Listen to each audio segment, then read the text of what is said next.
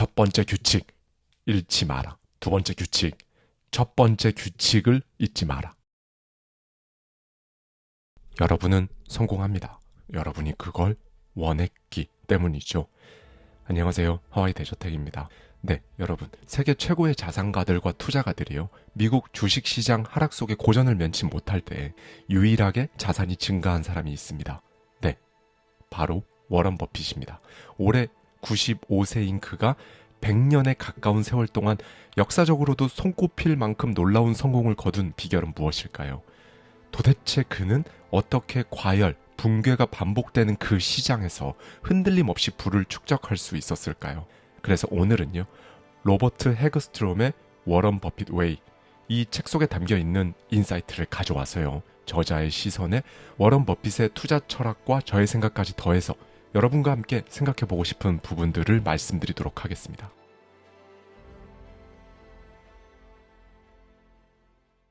투자는 머리로 하는 게임이다. 나는 이 말을 수없이 반복해왔다. 누가 더 힘이 센지, 누가 더 빨리 또 멀리 달릴 수 있는지, 이렇게 눈에 보이는 육체적 우위는 투자의 세계에선 아무런 의미가 없다.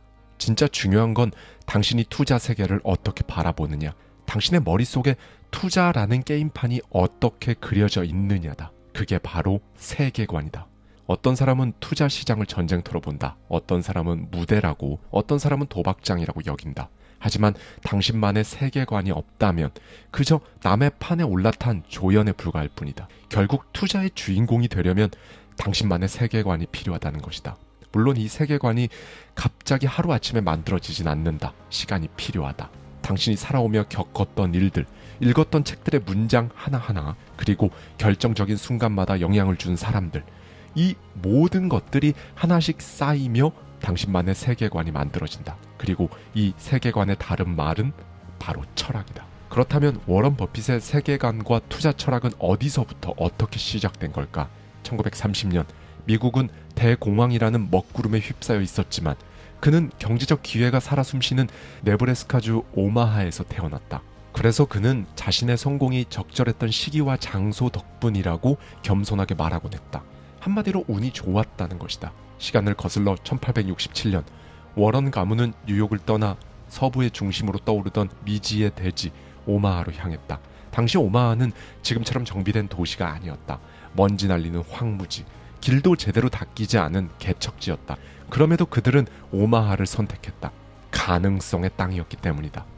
링컨 대통령이 유니언 퍼시픽 철도의 동쪽 종착지로 오마하를 지정하면서 이곳은 단숨에 서부 개척의 심장, 즉 새로운 경제의 중심지로 떠올랐다. 하지만 철도 하나 깔렸다고 해서 사람들이 막 이주해 온 건 아니었다. 거기에는 다른 이유가 있었다. 그 이유는 바로 자유였다. 당시 미국은 경기 침체와 실업, 그리고 도시 빈민 문제로 몸살을 앓고 있었다. 불황의 원인을 놓고 누군가는 과잉 생산을 탓했고 누군가는 기업의 비윤리적 행동을 탓했다.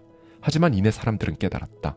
진짜 문제는 구조였고 변화를 만들 수 없는 환경 그 자체였다.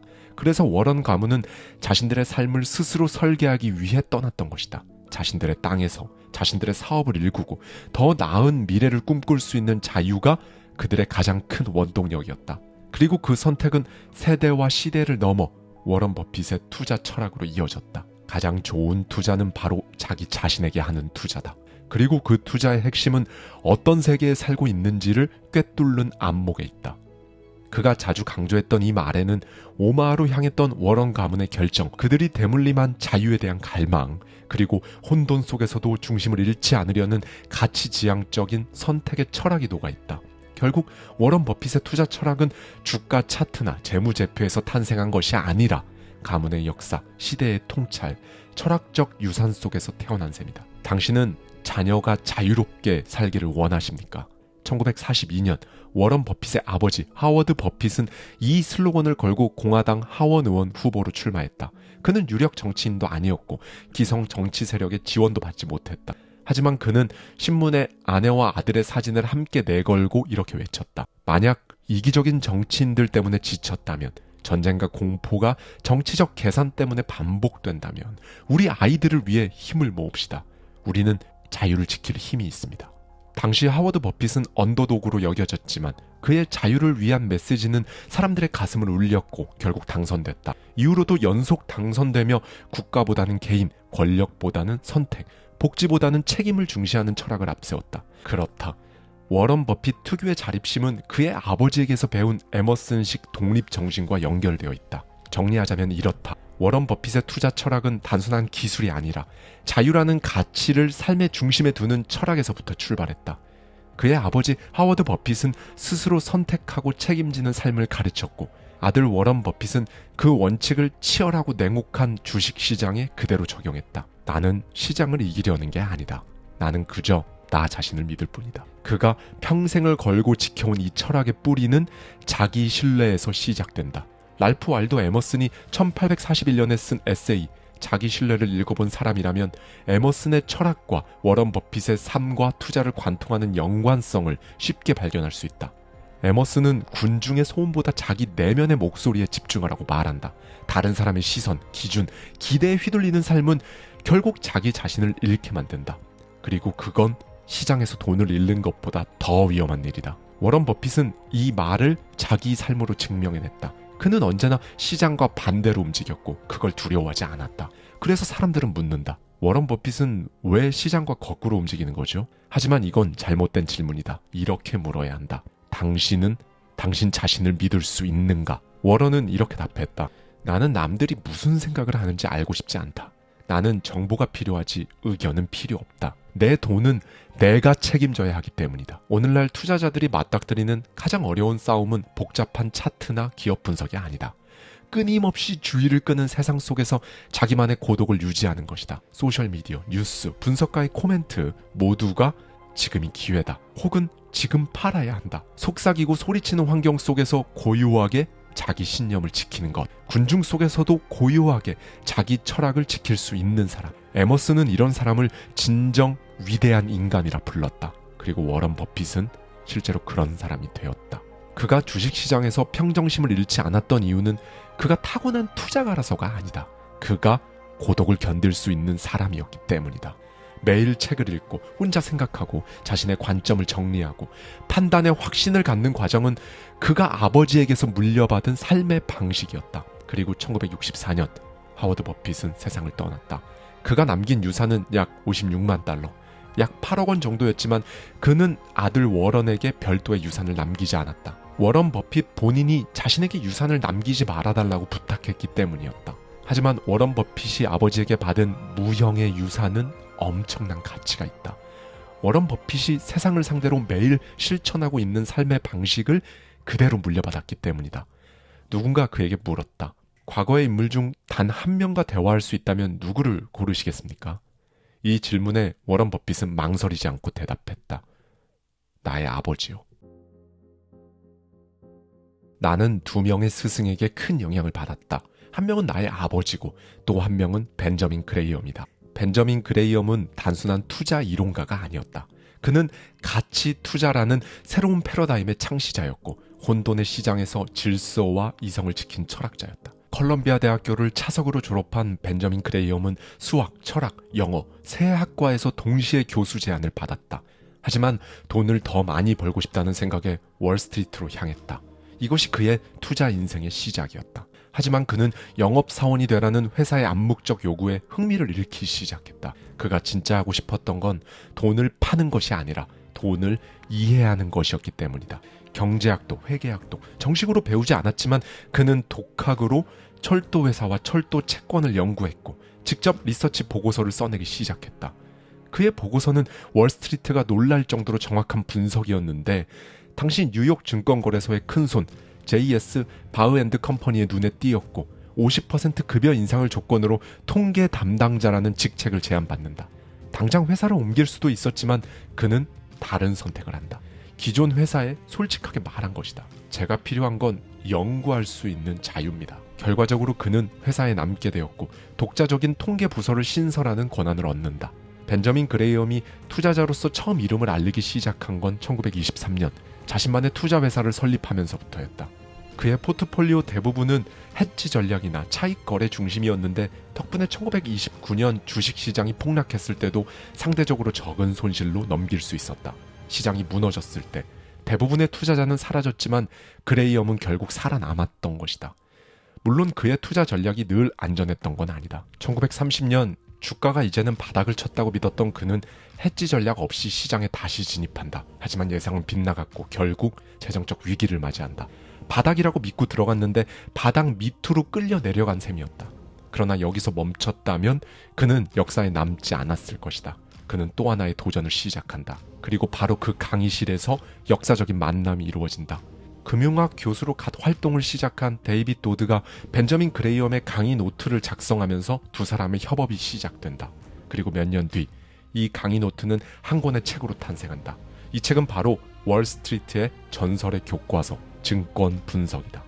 이 증권 분석이라는 책이 세상에 나온 건 경제 대공황 직후였다. 모두가 패닉에 빠져 있을 때 그레이엄은 오히려 그 혼돈 속에서 투자의 본질을 갈고 닦고 있었던 것이다. 다른 사람들은 도대체 왜 이런 일이 벌어졌는가를 설명하려 했지만 벤자민 그레이엄은 이제 어떻게 해야 하는가를 말하고 있었다.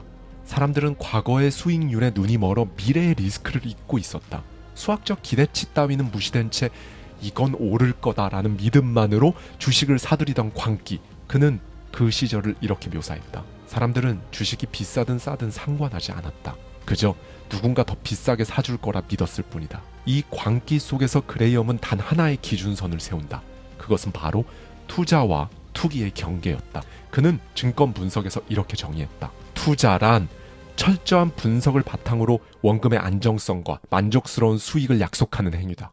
이 기준을 충족하지 못하는 모든 행위는 이름이 무엇이든 투기일 뿐이다.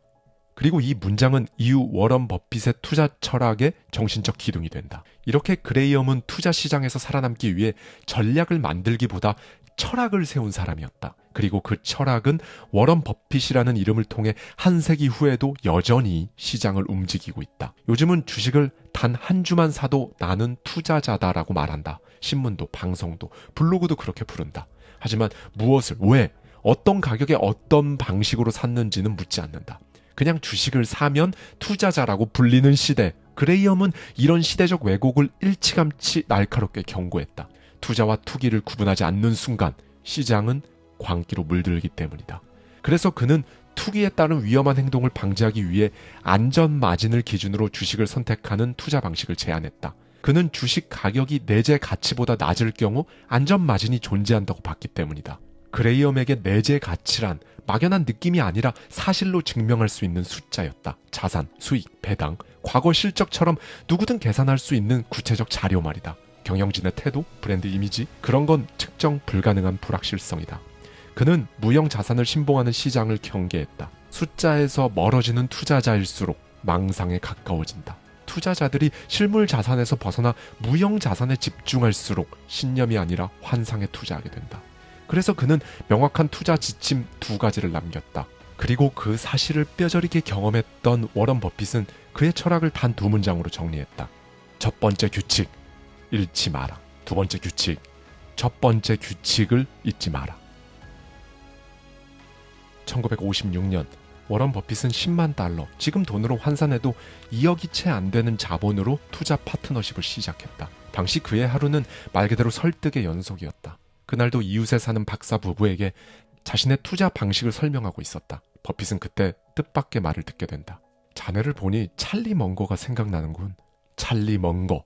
놀랍게도 그도 버핏처럼 오마하 출신이었다. 비록 나이 차이가 있어 어린 시절에 마주치진 못했지만 두 사람은 불과 180m 거리에서 자란 이웃이었다. 먼거는 로스앤젤레스에서 총망받는 변호사로 활동 중이었다. 이미 성공한 법조인이었지만 그의 관심은 법전 너머 자본의 흐름과 투자 세계로 뻗어 있었다. 버핏과 먼거의 첫 만남은 1959년 먼거가 오마하를 다시 찾았을 때 이루어졌다. 대화를 시작한 지 몇 분 만에 두 사람은 마치 오래된 친구처럼 이야기를 나누기 시작했다. 버핏은 단도직입적으로 말했다. 찰리, 법은 훌륭한 취미가 될 수 있죠. 그런데 당신처럼 똑똑한 사람이 투자에 집중하면 그 결과는 완전히 차원이 다를 겁니다. 찰리 먼거는 1962년 버핏의 파트너십과 유사한 찰리 먼거 파트너십을 설립했고 몇 년 뒤에는 법조계를 떠나 본격적인 투자자의 삶으로 전환하게 된다. 이후 두 사람은 평생을 함께하며 버크셔 해서웨이라는 괴물 같은 기업을 일군다. 무엇보다 흥미로운 건 두 사람의 철학이 놀라울 만큼 닮아 있었다는 점이다. 둘 다 내재 가치에 주목했고 숫자에 민감했으며 지속 가능한 비즈니스의 본질을 꿰뚫어보는 시야를 지니고 있었다.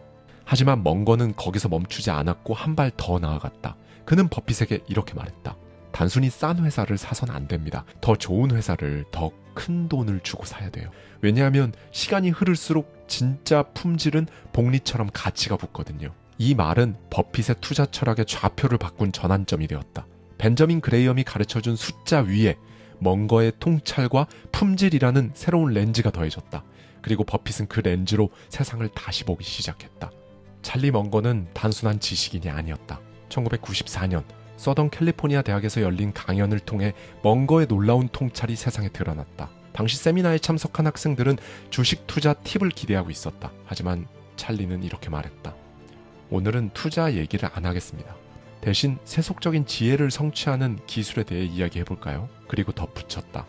주식은 수학만으로 해석할 수 없습니다. 심리학 없이는 시장을 이해할 수 없고 철학 없이 인간을 파악할 수 없으니까요. 복잡한 세상은 복합적으로 바라봐야 합니다. 그는 또 이렇게 말한 바 있다. 우리는 모든 학문 분야의 전문가일 필요는 없다. 단지 각 분야를 지배하는 정신적 모델들을 이해하면 된다. 그렇게 하면 전혀 다른 눈으로 세상을 볼 수 있고 투자에 필요한 시야를 제대로 갖추게 된다. 이것이 바로 롤라팔루자 효과다. 그렇다. 롤라팔루자 효과란 하나하나의 힘은 약하지만 함께 뭉치면 판을 뒤엎는다는 걸 말한다. 시장과 인간은 한 가지 렌즈로는 절대 해석되지 않기 때문이다. 실제로 멍거는 물리학자 아이작 뉴턴에게서 수요와 공급, 균형과 반작용의 철학을 배웠다고 말했다. 모든 작용에는 크기가 같고 방향만 반대인 반작용이 있는 것처럼 경제도 마찬가지다. 공급이 늘면 가격은 떨어지고 수요가 몰리면 가격은 치솟는다. 또 멍거는 시장을 살아있는 생물로 봤다. 예측 가능한 기계가 아니라 끊임없이 적응하고 진화하는 유기체라는 것이다. 그리고 그는 찰스 다윈의 통찰도 좋아했다. 가장 똑똑한 종이 살아남는 게 아니다. 가장 적응을 잘하는 종이 살아남는다. 그렇다. 시장은 항상 변화한다. 예측 가능한 수학 공식으로는 이 시스템을 설명할 수 없다. 작은 사건이 큰 폭풍이 되고 거대한 이슈가 허무하게 사라지는 곳, 그곳이 바로 시장이다. 또 멍거는 투자자라면 반드시 철학을 공부해야 한다고 강조했다. 이건 당연하다. 사고의 틀이 무너지면 모든 의사결정이 흐트러지기 때문이다. 이렇게 찰리 멍거와 워런 버핏, 그들의 만남은 단순한 협업이 아니었다. 두 지성의 결합이었고 두 철학의 융합이었고 무엇보다 서로를 완성시켜 주었다. 그래서 버핏은 이렇게 말한다. 내 인생에서 가장 위대한 결정은 찰리 멍거와 함께한 것이다. 세상은 당신에게 묻는다. 어떻게 살아갈 것인가? 어떻게 결정하고 무엇을 믿고 어디에 당신의 시간과 돈을 걸 것인가? 이 질문에 워런 버핏이 선택한 방식은 결코 화려하지 않았다. 빠르게 성공하려 하지도 않았다. 그는 단순한 원칙을 집요한 반복을 통해 증명해 나갔다. 느리게 걷되 결코 멈추지 않는다. 하지만 이 단순함 안에는 세상의 복잡함을 꿰뚫는 힘이 있었다. 그는 아버지 하워드 버핏에게서 신념을 배웠고 벤저민 그레이엄에게서 가치와 절제를 배웠으며 찰리 멍거에게서 지혜롭게 생각하는 법을 배웠다. 그리고 이 모든 배움의 본질은 생각하는 법을 배우는 일이었다. 그는 항상 묻는다. 나는 정말 내 방식대로 생각하고 있는가? 나는 진짜 가치를 보고 있는가? 아니면 대중을 따라가고 있는가? 지금 이 결정은 10년 후에도 나를 지켜줄 수 있는가? 워렌 버핏 웨이란 부자가 되는 법이 아니다. 그보다는 흔들리지 않고 살아가는 법에 좀 더 가깝다. 세상이 요란할수록 침묵 안에서 답을 찾고 모두가 달릴 때 멈춰서서 질문을 던지는 것. 그게 버핏의 방식이었다. 찰리 멍거는 이렇게 말했다. 나는 지혜를 얻기 위해 내가 얼마나 멍청한지를 먼저 인정해야 했다. 그리고 버핏은 그 말 위에 덧붙였다. 제대로 된 사고가 없이 이룬 부는 모래 위에 지은 성과 같다. 이제 당신에게 남은 질문은 하나다. 당신은 어떤 방식으로 살아갈 것인가? 다른 사람이 만든 기준에 끌려가는 삶이 아니라 당신만의 원칙과 리듬으로 살아가는 삶, 돈을 벌기 위해 사는 것이 아니라 돈을 통해 더 나은 삶을 설계하는 것, 그것이 워런 버핏이 걸어온 길이고 살아온 방식이다. 무엇보다 가장 좋은 투자 대상은 바로 당신이다. 세상의 시세는 오를 수도 떨어질 수도 있지만 당신이라는 자산은 스스로 믿고 지킬 때 복리로 성장한다. 그리고 이것이 워런 버핏이 말한 가장 위대한 가치 투자다. 지금 당신은 어디에 투자하고 있는가? 오늘 당신에게 투자하라. 그것이 진짜 투자다. 감사합니다. 지금까지 하와이 대저택이었습니다.